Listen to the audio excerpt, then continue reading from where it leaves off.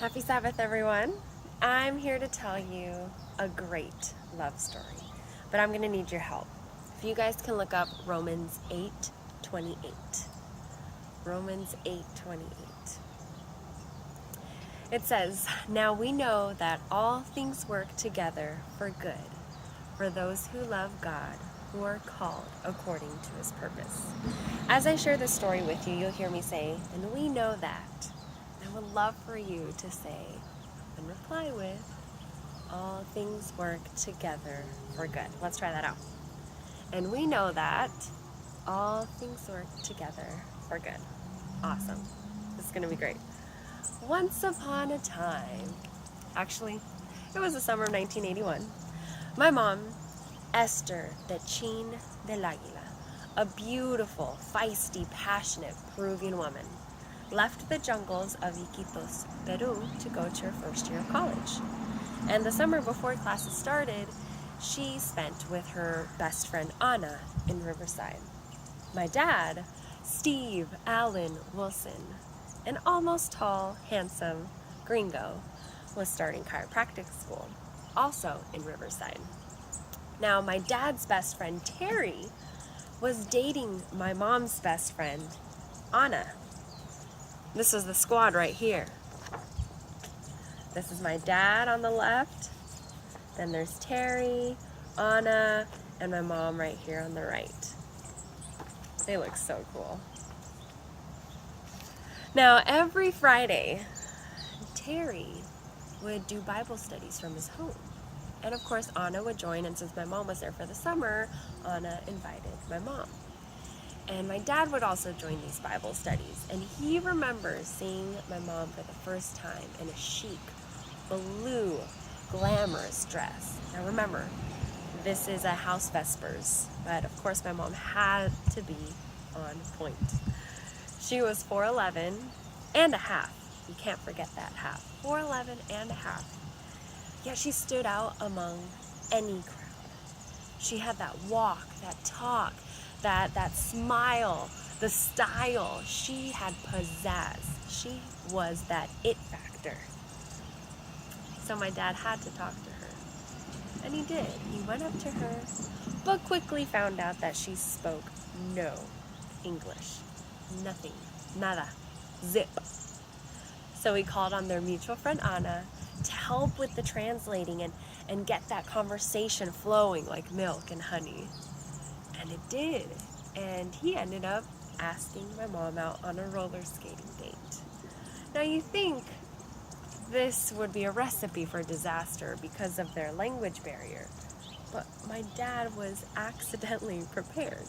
You see, my dad was a surfer, and he and his surfing buddies were going to go to a surfing trip in Cabo. So he bought a book of Spanish expressions so he could make his way through the town.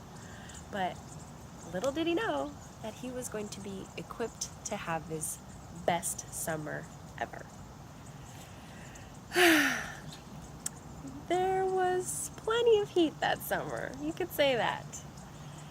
And my mom and my dad would be found sitting back to back, okay? Probably by a pool or something, but they would be sitting back to back, both of them with translating dictionaries. And they would sift through the pages trying to figure out what the other person was saying, and that's how they were having their conversation. And they had their summer adventure and their summer fling, but as all summer flings do, they end because it was time for my mom to go to Monte Morelos. So she calls my dad, and unfortunately my dad can't understand her Spanish over the phone. So he's frustrated because this is it. This is the last time that he's going to talk to her. This is the end. But we know that all things work together for good. So they wrote a few letters to each other, and of course they had to have their friends translate the letters so that they can understand. However, it didn't last long because, well, honestly, my mom wanted to focus on her studies and her career, and the U.S. just wasn't in her plan. She didn't even have a visa. So they lost touch after college, or during college and after college. my mom ended up marrying someone else. And this man that my mom married wasn't a good guy. He showed his true colors right after their wedding day. And my mom was heartbroken. She tried everything she could and went through the most devastating time of her life. She knew she had to leave. So she packed her bags, left Mexico, and stayed in her sister's dorm room in Glendale. She felt defeated, embarrassed, and ashamed. But we know that all things work together for good. Fast forward 8 years after that hot girl summer of 1981. Terry, my dad's best friend, comes through and calls my dad and says, "Steve, yo, guess who's in town?" Because remember, Terry is dating Anna, who's my mom's best friend, and she knows that my mom is back in the States. So my dad, living in Imperial Beach, drives to their meeting point in Riverside, which takes about 2 hours, and made it in half the time. That is, I'm talking about too fast, too furious, right? But the best part of this meeting was when they met again after 8 years, was that my mom could speak English. What a game changer. So they reconnected and started falling for each other all over again. However, their next challenge was that distance. Remember, this is the 80s. There's no texting, no Facebook, no Snapchat. But you might be thinking, well, there's phones. Yeah, there's phones, but not for my dad, because my dad was a surfing fanatic. So much, in fact, that he was living in a beach apartment, and he wouldn't have a phone because a phone call's ring would interrupt the sound of the waves. So instead, they wrote letters. Lots and lots of letters. Look at this. So many. I've never seen so many love letters before. Let me just read you one of them that my dad wrote after reconnecting with my mom. Tuesday, January 24th, 1989. AD. Dear Techin, it was really good to see you last weekend. Maybe you can remember how things were in Riverside, 1981, when we first met. It was really a treat for me. I had never known such a charming, pleasant, and sophisticated Latin woman before. It was one of the highlights in my young life. So much, in fact, I thought I would be unable to function with American women from then on. It was a sad event to have you leave Riverside that summer. I felt like something of basic goodness was taken away from me that even time would not restore. Seeing you again, I was able to fill a void in my life and to recapture a psychological need of incredible value. Perhaps this all sounds ridiculous to you, Techin. I assure you that being with you had a profound effect on me. It would be unlikely for you to feel the same, Techin, but I hope our visit at least had a similar positive impact on you. Love, Steve. So sweet. Now, you have to know something about my dad's letters when my mom would read them, okay? Yes, my mom was able to speak English, but at more of a lower beginner level, right? So anytime she would get a letter like this with some pretty advanced words, she would circle the words she didn't understand, and she would look them up later. And let me just show you, or read to you, a letter from my mom, just so you can get an idea of what we're dealing with. And just a little bit. I'm not going to read you the whole thing because it can get confusing with her broken English. Dear Steve, thank you for your beautiful words about myself. It's really great to hear that from you. I feel the same way too. I really enjoy being with you. Do everything what we did with you. I'll never forget those beautiful times. Always will be with me. Wasn't dreams, was real. Sometimes I thought it's just a dream, but Nellie, her sister, is witness. Every Sunday after I got back here to Glendale, I ask her, pinch me. I want a no, I'm been dreaming or not. And she do what I said, and I proof myself is true. Thank you, Steve. Oh, and inside this, you guys, inside this letter is a check, like legit routing number, bank account number, and everything. Like, but you can't really, you can't deposit this at a Wells Fargo bank because this is paid to the order of Steve Wilson for 2 million of kisses and 100 out of 100 hugs. Gosh, isn't this the cutest thing you've ever heard? Oh, man. But I don't think you're ready for the next part of the story. In one of the letters that my dad wrote, oh man, hearing this for the first time, it blew me away. And honestly, it still blows me away. My dad's writing to my mom. And he writes, Dear Dechine, I'm engaged. I have a fiance. What? Come on, Pops. You were the chosen one. Oh my gosh, after all of those letters, like, and it gets better. It gets better. My mom, remember, can't speak English, but doesn't understand all the words in my dad's letters. So she circled the word fiance to look up later. And on top of that, she took the wrong definition of the word engaged. She thought my dad was saying like I'm engaged. I'm in this conversation. I'm listening to you. I'm committed to this conversation. You have my attention. Type of engaged.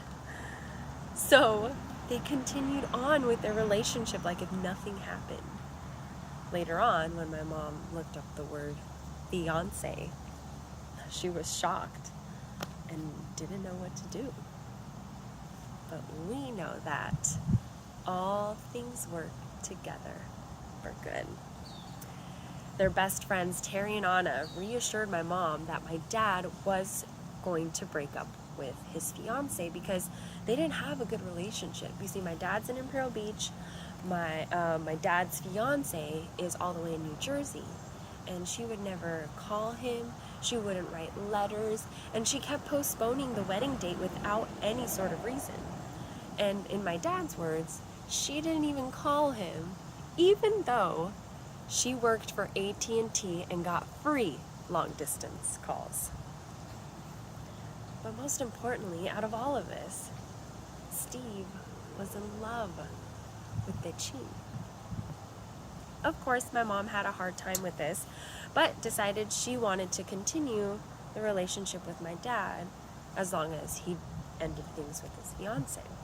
And both my parents would continue the story by saying that one day when my mom was visiting my dad at his beach apartment, the phone rang. Yeah, he got a phone.